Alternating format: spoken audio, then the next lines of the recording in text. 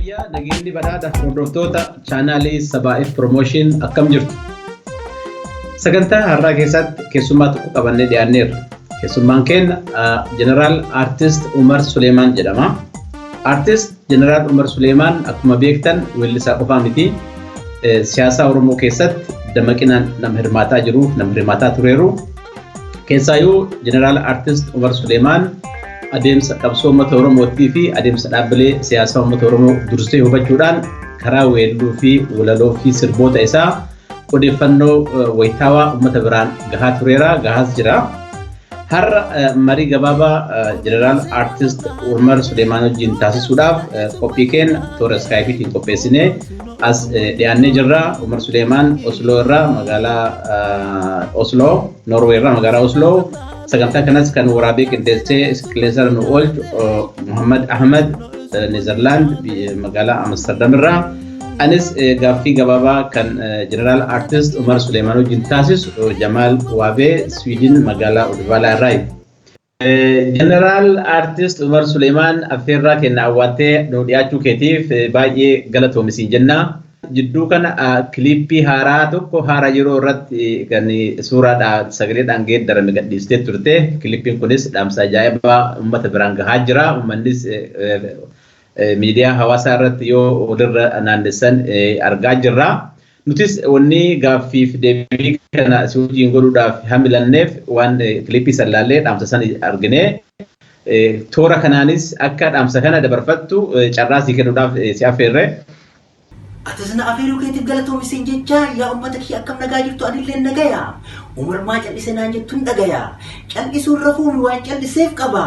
Umar gaafa rooroo Umar gaafa xiiqii sagalee uummataa ta'eetiin lallaba. Karaa isii waggaa tokko deemaa baate daamaan kee takkaan fi takkatti utaalee dhaqqaba. Kanarra hundaa'uun haala yeroo ammaa kana ilaalchisee maaltu dhugaaf dhara gargarii calalee madaalarra kaayee waliin madaalchisee yaada saba kiyyaa dhaamsa kilippii tokko kuttee gadi dhiise wanna hanga har'aa diinni kenna maree uf jalatti dhoyse gubbaa irra ciise.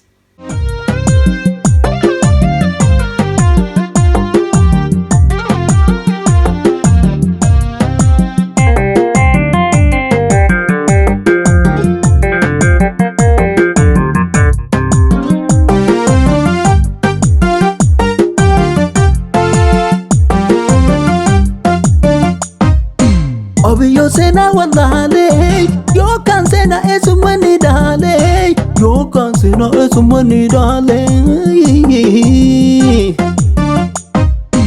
abiyo sena wallale yo kan sena esumani dale yo kan sena esumani dale naftanya darkina jefe tefuma ufi jalati awale Kai hadik faate biye irti da jaate abiyot kabrile yaate nurra kagaate naftanya darkina jefe tefuma ufi jalati awale Kai hadik faate biye irti da jaate abiyot kabrile yaate nurra kagaate Gobana jarra dikkami tokko faatahuudhaan seenaan galmeesse gabaasee Gobana jarra dikkami tokko faatahuudhaan seenaan galmeesse gabaasee Gobana jarra dikkami tokko faatahuudhaan seenaan galmeesse gabaasee Gobana jarra dikkami tokko faatahuudhaan seenaan galmeesse gabaasee Egaa gaaffii keenya jalqabaatti ce'uudhaan akkuma beekamu mootummaan naannoo Oromiyaa OPDOdhaan dursamu gaaffilee uummata Oromoo yeroo adda addaa gaafatan deebisaa akka hin jirre beekamaadha. Keessaayyuu gaaffii uummanni Oromoo kaasaa ture keessaa tokko gaaffii daangaati. Gaaffiin daangaa uummanni Oromoo kaasaa ture naannoo Somaaleetiin, naannoo uummattoota kibbaa, naannoo Geedootiin keessaayyuu magaalaa Finfinnee fi naannoo addaa naannoo magaalaa Finfinnee jiru wal qabatee gaaffii hedduutu ka'aa jira. Gaaffiin kun keessaayyuu mormii waggoota lamaan darban ka'eefis master pilaaniin naannoo magaalaa Finfinnee isa tokko ture. Mee Artist Jeneraal Umar Suleemaan akka hubannoo keetiitti mootummaan naannoo Oromiyaa OPDOdhaan dursamu kun gaaffilee uummata daangaa wal qabate kana deebiseera jettee yaaddaa? Mee akkamitti ibsita? dhugaa dubbachuu dhiba kijibuun nama dhibu nama kijiba bareen amala isaa jedhan nama hin ajaa'ibu karaan kijiban dabran irra nama deebisu kijibni tabban bahu lagas nama ceesisu ummata ofii bulchan kijibuu hin feesisu hanga har'aan tanaatti oppidiyoon ofis bulchiteen beeytu biyyas bulchiteen beeytu abbaa isaan uumate gooftaa isaanii qabu yoo gubbaa laalan nama keessi jaraa qorqorroo reediyoo namni dhaamsa keessaan lallabu kaleessa ihaadiktu jara keessaan lallaba hadha xaabiyaa jara nafxanya harkaa qaba Eebata ifaa jeqeerroo tarasaas irratti nyaatee Eebata ifaa jeqarree tabasaas irratti nyaatee Eebata ifaa jeqeerroo tahidhaa keessa kolaatee warri imaanaa kee baatee karaa walakkatti nyaatee bilisiginnaa baanan taatee ammas isaa muftachaate ayyeeyyeeyyeeyyeeyyeeyyeeyyeey warri ammantan bilisiginnaa kanaan shakaabukaa jedhaa oliif gasheppisu ilman naftanyaati warra sirna kalee akka kaleessaatti harqoota gabrummaa Oromoo gubbatti Oromoon deebisuuf Itoophiyaa dullatti nurratti leellisu. Kaayoon Oromootiif kaayoon bilisiginnaa waan haga ardii fi sabbii gargarii fagaatu. Warri ammantan bilisiginnaa jedhaa filsifinnaa jedhaa uummata dhamaasuu oliif gadi kaatu. Jeedalloo gogaa hoolaa uffattee guyyaa adiidhaan hoolaa keessa yaatu. Bufa afaa jalaa jawwa bishaan keessa naacha sabboonummaa naacha Oromummaa naacha sabboontota naacha Oromiyaa fi sabaa fi sablammii caccabsee ququmee alansheetiin nyaatu. Ofirraa eeggadha bilisiginnaan tuni bineensa Oromoof hin taatu.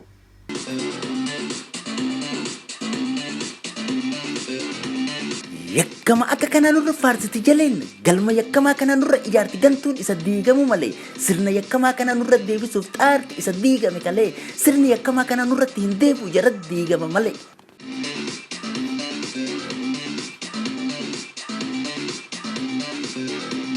Naftanyaa iddaan buqqifne yoo dadhabne ilma itti guddifna jechuun kalee qabsootti kaane deemsa karaa dheeraatiif qabsoo hadhooytuu booda erga ifatti baane ilmaanuma dhalchinen sirnuma falmaa turre ofirratti deebiftee yoo ka ijaarru taane dhiiroo hin banne moo hin badhaane tuni ceeraa fi fokku aada malee wanna ta'uun hin taane.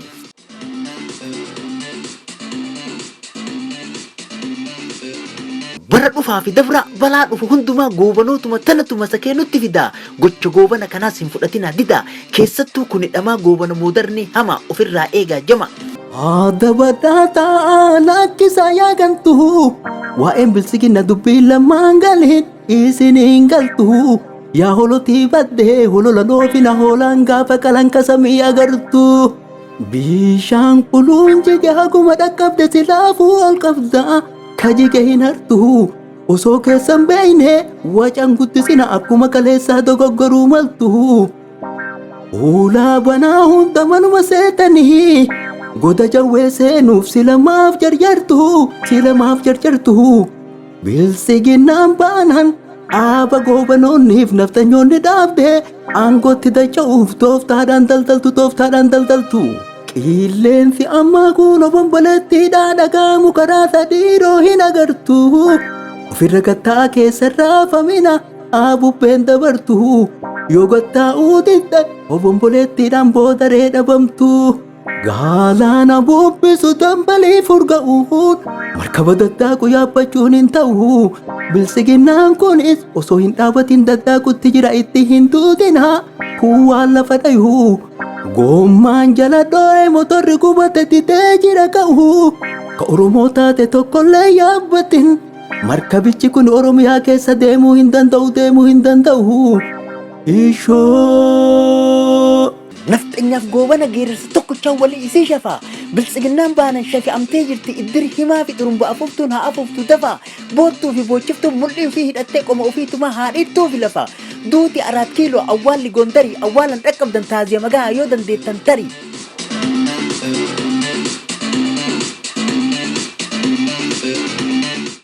Hayyee keessaayuu qabsoo uummata Oromootiin mootummaan haarawa jedhamee yeroo ammaa hundeeffame kun qabsoo uummata Oromootiin gara aangootti bahee erga aangootti bahee garuu hojiilee adda addaa hojjetaa jira. Hojiilee inni hojjetu keessaa tokko masaraa Minilik haaromsuudha. Masaraa Minilik haaromsee tolee atsootaa qopheessee uummataaf daawwannaa banuudha. Mee atin akka uummata bakka buutee walaloodhaan aartiidhaan uummata kakaasaa turtutti mee qabsoon uummata Oromootii fi masaraan mootummaa akkamitti ilaallata uummanni mootummaa masaraa mootummaa Minilikiitii fi uummanni Oromoo akkamitti hariiroo akkamii qaba akkamitti ilaala uummanni? Waa'ee masaraa Minilikiif waa'ee sirna bulchiinsa Minilik uummanni keenya akkamitti ilaala gaafii jettuuf tokkoffaa masaraa Minilikiif sirni bulchiinsa Minilik gargari hin jiru waan wal keessa jiru. Ijaaramni masaraa Minilikiif sirni Minilikillee sirna ol'aantummaa tokko irratti dhaabate. Sirna ol'aantummaa takkaa, sirna amantii takkaa, sirna afaan tokkochaa, sirna aadaa tokkochaa, sirna seenaa tokkochaa, sirna alaabaa tokkochaa, sirna walqixxummatti hin amanne irratti ka ijaarame. Siidaa Minilik akka siidaa naaziititti ilaala. Wayita waa'ee Minilik yaadatu harma muraa aannolee, harka muraa aannolee, calii calanqootiif, azuuleef ashlamoo yaadata. Haroo qeerroo yaadata. Siidaa Minilik ijaan arguun fedhu waa'ee Minilikis gurraan dhagahuun fedhu. Egaa gaafii kennettaa nutti ceenaa.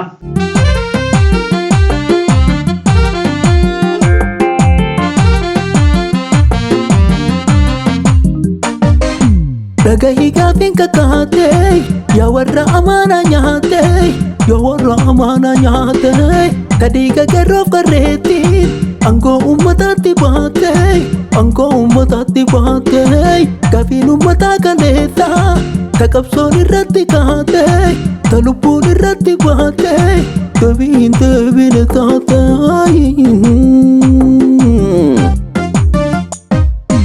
Eenyutu deebisa deebii otiifi bineensi nyaatee badhaatu isee mataatee badhaadha jedhaa gabbaatee rasaasa namaa mukaata.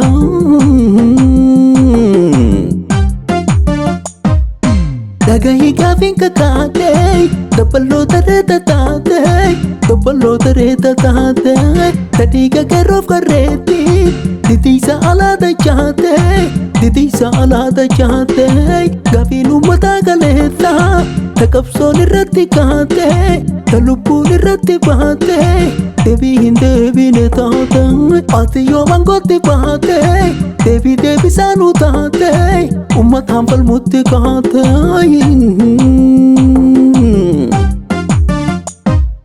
Mee akka nama tokkootti ati gaafa mootummaan kun masaraa kan haaromsee ekeraa atsootaa kana toleedhaan tolchee uummataaf ifa baasee uummataaf daawwiidhaaf banaa godhu kana mee maaltu sitti dhagame ati? Akka nama tokkootti akka artistii tokkootti maaltu sitti dhagame? Yeroo uummanni Oromoo siidaa Minilik handhuura Oromiyaa magaalaa Finfinnee keessaa nurraa haa buqqa'u jedhee falmii godhutti siidaa Minilikiif siidaan Hayila Sillaasee masaraa Minilik waliin haaromee gadi bahuun isaa gadda guddaan natti dhagahame akka qabsoon teenya sirna nafxanyaatiin butamte natti argisiise. Minilik mootummaa Oromoof biyya Oromoo cabse. Uummanni Oromoo mirgaa biyya ofii deeffachuuf Minilikiif sirna Minilik waliin qabsoo eegale. Qabsoo yeroo sana eegalamtetu haga har'aa hin xumuramin. Sababa kanatu haadhallee masaraa Minilikii fi siidaa Minilikii walitti hidhannoo qaba.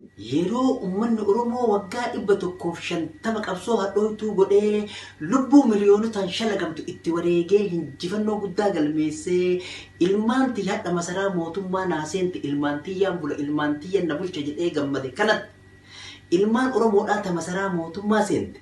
Masaraa Minilikiif siidaa Hayila Sillaasee haaromsitee gaddacha'uudhaan Itoophiyaa guddittii durii ijaarra yeroo isiin jettu maal si yaadachiisa gaafii jettuuf goobana daacee na yaadachiisa.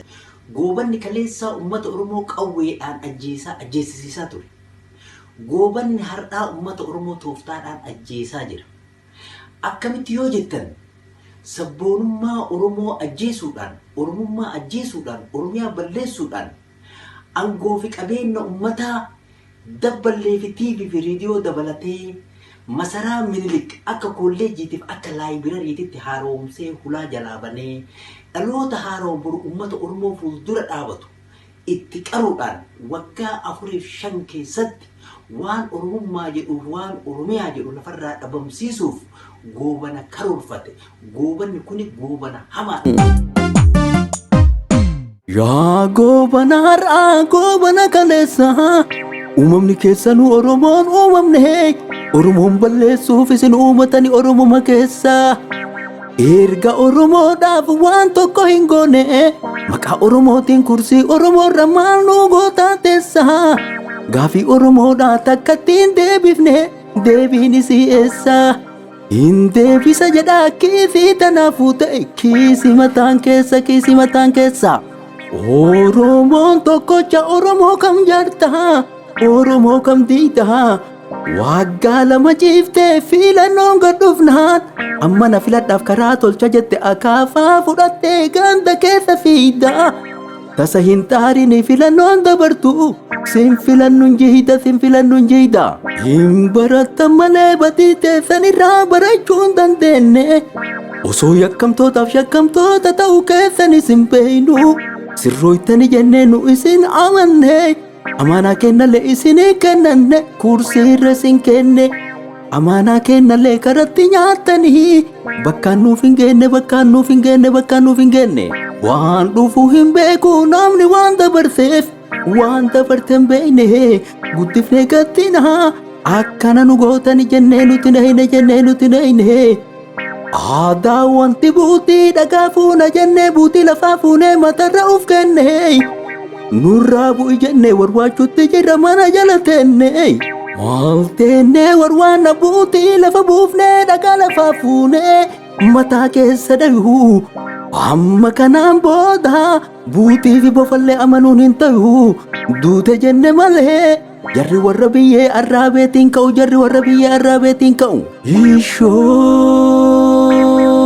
erga mootummaan wareegama dargaggoo qeerroo Oromootiin aangootti dhufe kun jijjiirama jedhamee aangootti dhufe kun hundaa'e as rakkooleen hedduu naannoo Oromiyaas ta'ee naannolee hedduu keessatti mul'atanii jiru.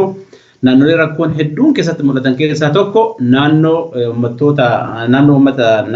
Amaaraati. Naannoo Amaaraa keessatti rakkooleen hedduutu mul'ate. Kanneen keessaa tokko masjiidota adda addaatu gubataa ture. Masjiidota gubuu qofa osoo hin taane barattoota Oromoo hedduutu ajjeefamaa ture. Kanaan wal qabatee mootummaan federaalaa ammoo sochiin inni godhe hin mul'atu. Mee atin ajjeechaa fi gubiinni masgiidaa kun akeeka maal qaba? Akkamitti hubattaati? Tokkoffaa uummanni kun uummata walqixxummaa ilma namaatii fi walqixxummaa amantii ilma namaatitti amanuu miti. Lammaffaa uummanni kun uummata musliima Itoophiyaa akka ummata Itoophiyaatitti hin ilaalu. Sadaffoo uummanni kun uummanni musliima Itoophiyaa keessatti babal'achuu fi amantiin musliimaa Itoophiyaa keessatti babal'achuun isaaniif bowwoo guddaa. Ka waaqeffataallee sanaan alaa miti uummanni kun walqixxummaa ilma namaatiif walqixxummaa amantii kamiitittuu hin amanu. Barattoota Oromoo ta yuunivarsiitii naannawa Amaaraa keessatti baratan irratti ajjeechaa fi reebicha dararaa hamaa irratti raawwachuudhaan jira isaanii maatii irraa fuudhanii reeffa isaanii ganamaa galgara gara maatii erguun sababni isaa maali gaafii jettuuf tokkoffaa barattoota jechuun maal jechuu barattoota jechuun nama waa barate nama waa beeku nama waa argu nama waa dhaga'u nama biyya bulchuu danda'u nama falmuu danda'u nama falmachiisuu danda'u dhaloota hadhaa dhaloota baruu qeerroo fi qarree jechuudha. Qeerroo fi qarree warra mootummaa abbaa irree aangoo irraa qaarsee warra hadha mootummaa irra jiru kana aangootti ol baasee na ceessisaa jedhee amaanaa itti kenne. Warri amaanaa baate amaanaa hin nyaate maqaa jijjiirrattee nafxanyaa wal taate warri ijoollee teenya fixaa jiru nafxanyaa warri jalatti qabaa jiru warra qeerroon kalee amaanaa itti kennatee na ceessise jedhee abdatee heedate. Sababni isaalleen dhaloota qubeedhaa qeerroof qarree kana tooftaa adda addaatiin lafarraa duguganii nafxanyootaa fi warra sirna nafxanyootaa leellisuun bakka buusu. Mallattoo waan kana namatti argisiisu. Yeroo naannoon biraa ani barattoota ta'e intala takka yookiin gurbaa takka amanee gara naannoo Amaaraatti hin ergu jedhu keessatti mootummaan naannoo Oromiyaa bulchuuf mootummaan biyya bulchu barattoota Oromoo baay'inaan nama 72,000 oli shalagama jedhamu. Osoo biyyi hin tasgabbaahin gara naannoo Amaaraatti erguun nama shakkisiisa.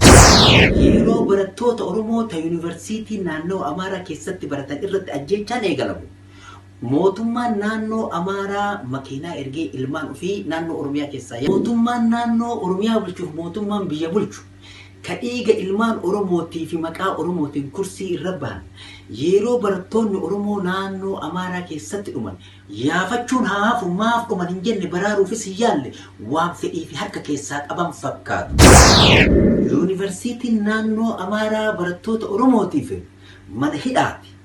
Bakka barattoota Oromoo itti ajjeesan, bakka barattoota Oromoo itti dararan, bakka barattoota Oromoo qaamaa fi qalbii itti torchi godhan. Barattoota Oromoota Oromiyaa keessaa obboleeyyan teenya maaliif miidhamaniif warra gaafii kaasee mana barnootaa irraa ari'utti jiran tan qabne balleessaa. Kuni dabaafchida daangaan Oromiyaadhaa kabajamutti hin jirtu uummanni buqqa'ee bakka itti deebine muka jala jira. Uummata Oromoo naannoodhaan gargar hiranii kumaandi poostiidhaan bulchutti jiran. Nafxanyootaa fi warri sirna nafxanyaa leellisu waliigalee tooftaan dhaloota qubeedhaa lafarraa duugaa waan jiruuf.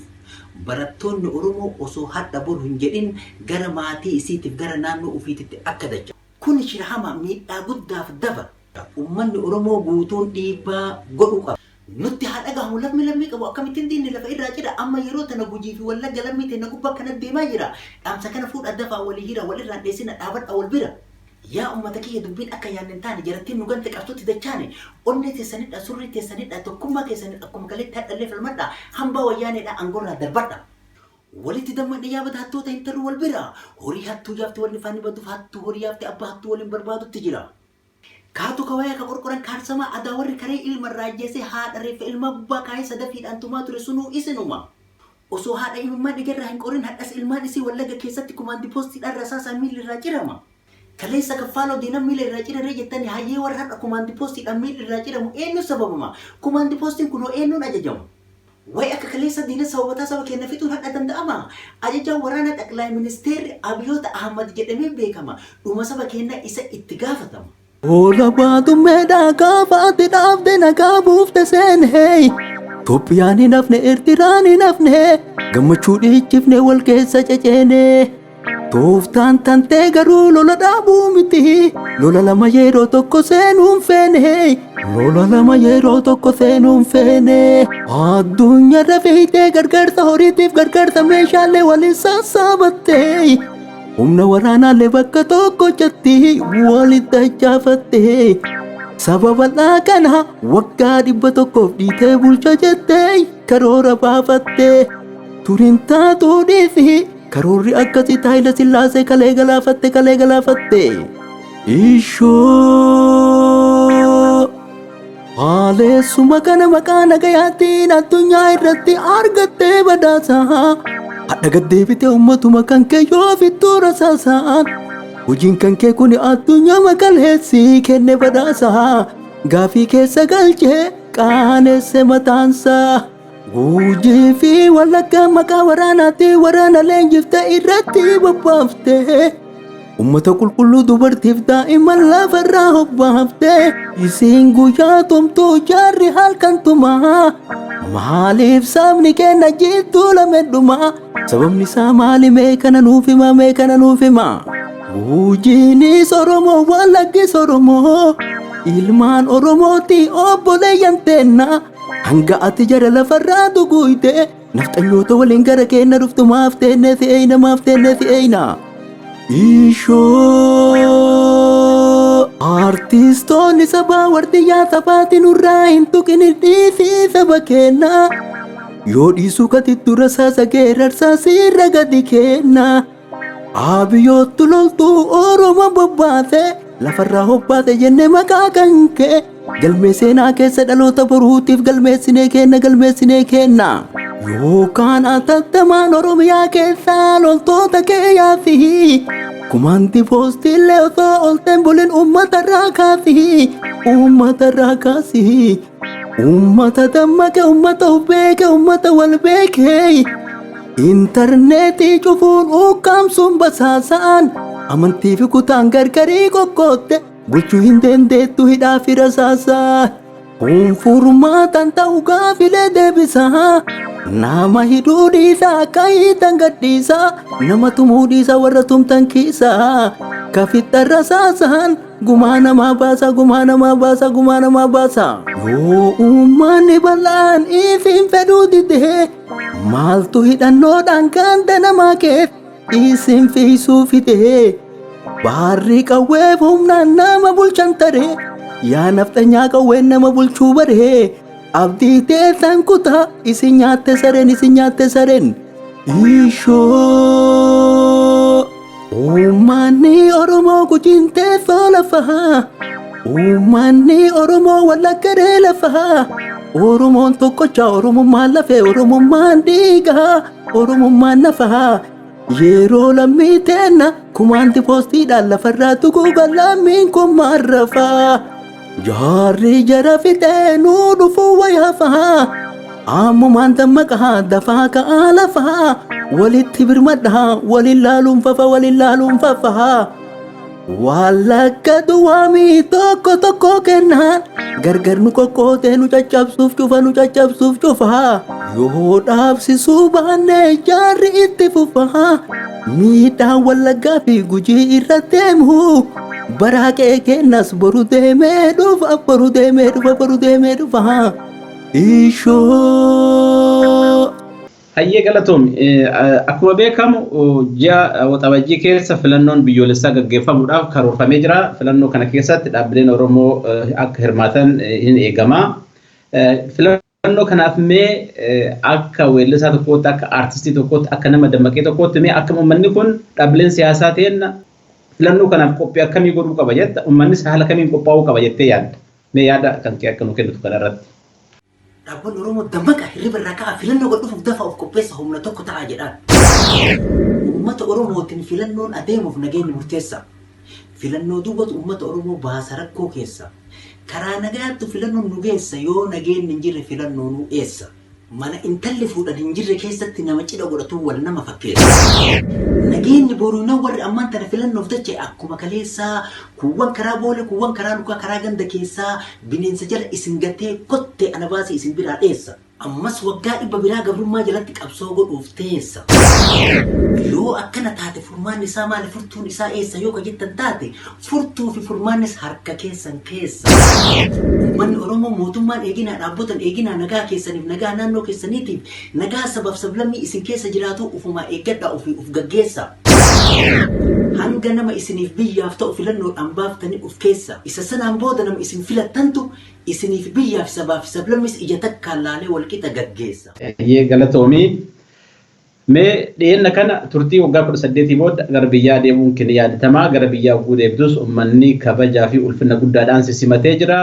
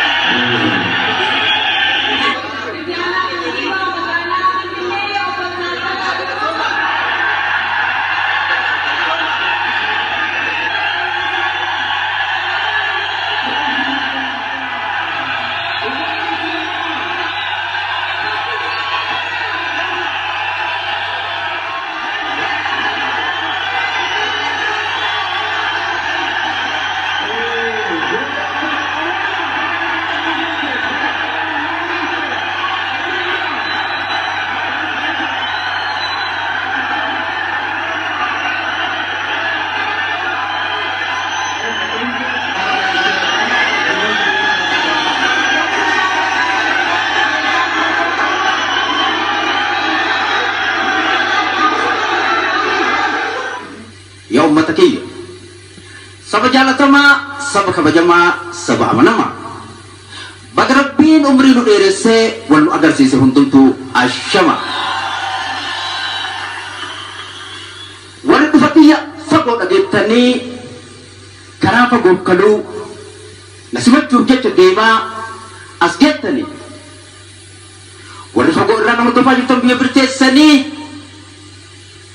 jaalattoonni tiyya hordoftoonni tiyya sabboontoonni tiyya ilmaan Oromoodhaa hundumtu keessanii bakka jirtanitti nagaaf jaalalli kabajaan sabummaa koonni irraa madda isin naaf haa ga'u.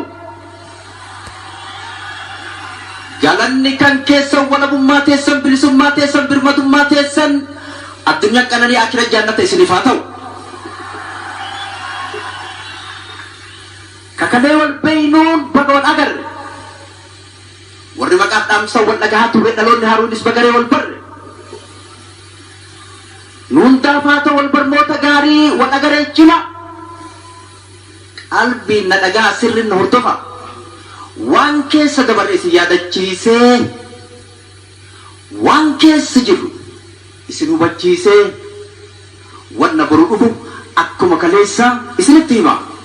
Mee simannaa baadiyyaa haga magaalaatti si godhame kana wal qabatee wanni ati hubatte maal inni qeerroo fi qarreen dhiigaa fi lafee isaanii cabsanii jijjiirama kana fidaniif gaaffin isaan gaafatan deebi'eera jettee yaaddamoo akkamii miirri uummata biyya keessa jirus maal fakkaata?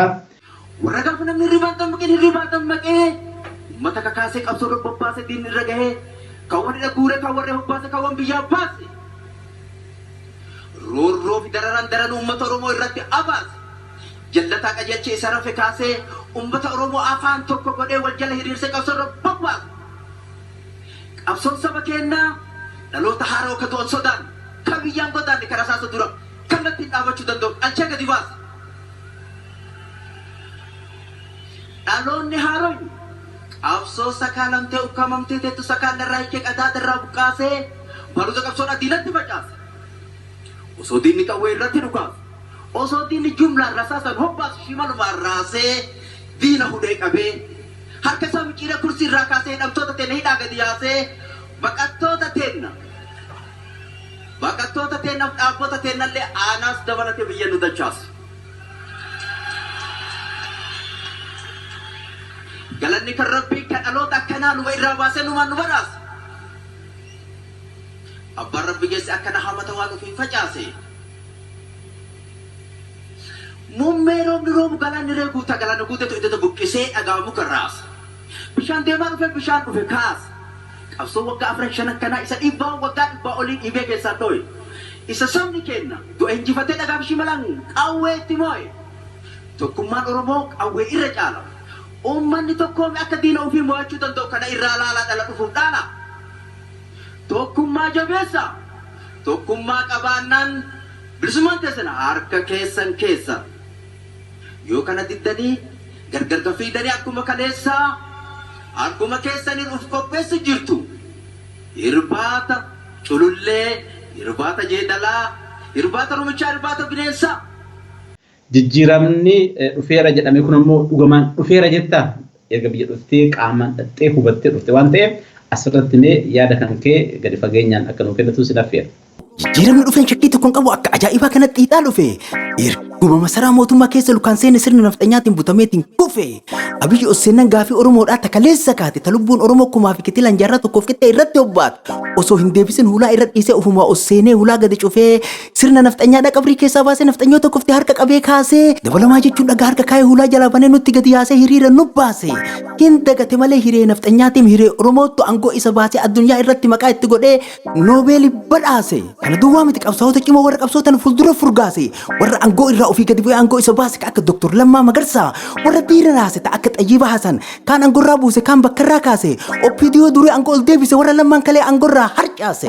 Nafxanyoota hedduu kaawwan ofii marsee kaan of jala dachaase. Halkanii fi guyyaa masaraa Minilik haaromsuuf fufe. Osoo qabrii qotu qabrii keessaa baase kitaaba nafxanyaan kalee waliin kufe. Wafa nuti beeknu filsifinnaa jechuun baasee baatee gatiin dhufe. Uummanni fudhanne kuuwwan hin tartaase kuuwwan gubuuf fufe. Filsifinnaan kufnaan biltsiginnaa jechuun dhaabotee caccabsee walitti babbaisee dhaabee gatiin dhufe. Sunis hin dhaabanne Oromiyaa keessatti Oromoo biratti naannoo Amaaraatiif nafxanyoota duwwatu olii gataa farsa waan dhaabata kufe.